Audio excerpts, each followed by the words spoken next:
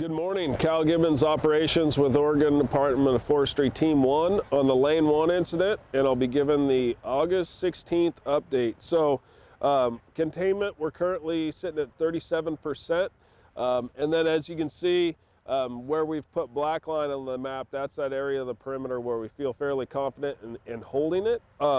And we've got majority of the heat there mopped up within about 100 feet of the perimeter, and then in some areas even farther. So we go through, grid it with hand crews, or work it with folks off of a road system, and then use hand tools, eliminate that heat, and also flow quite a bit of water in those areas as well. So and then working around, we continue to have some areas of unburned pockets that we want to get a little bit more depth off of the fire line. So we've been working on that for the last several shifts, and that's actually going pretty well. There's some fuel types in there where it's quite a bit of rock, or certain exposures and certain types of fuel that we're having a hard time burning in the higher humidities.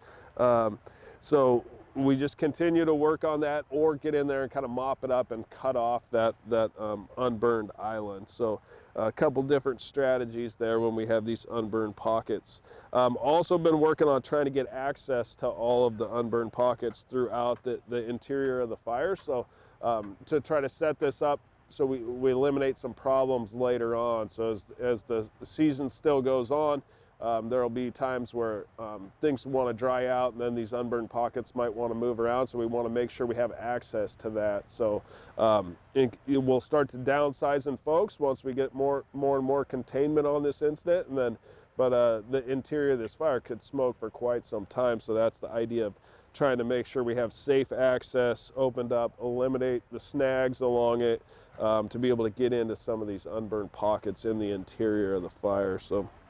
And then working around down here into Division Lima and Papa, continue the similar efforts to just work in from the perimeter, and then focus on the areas where there's dirty burn, so where it didn't burn real clean.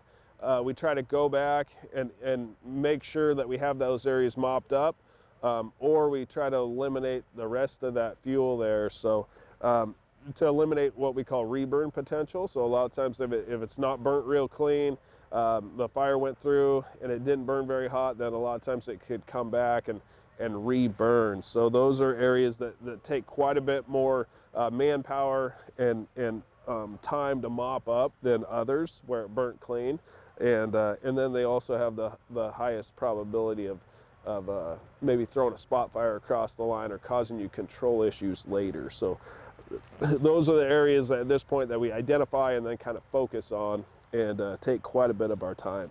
Then working around the map, just continue to improve that perimeter.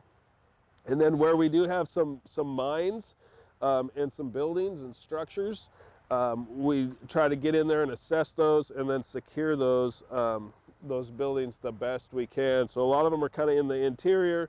Some of the road systems have been compromised, so trees across them, and then but you know, now it's at a stage where crews are getting in there trying to safety up those the best we can, even though they're fairly interior. So working around into Foxtrot, just continue those similar efforts to mop up from the perimeter and then secure the edges. So we're continuing similar plan today. So we're staffed the same, and then we're going to go out and do similar stuff. We might try to burn some of the interior pockets to help clean up some of those fuels, and then we might have some weather coming in tomorrow. So there could be some precipitation in the forecast, but as far as our plan, we'll just continue with what we've been doing, and then if that weather shows up, we'll definitely appreciate it. Thank you.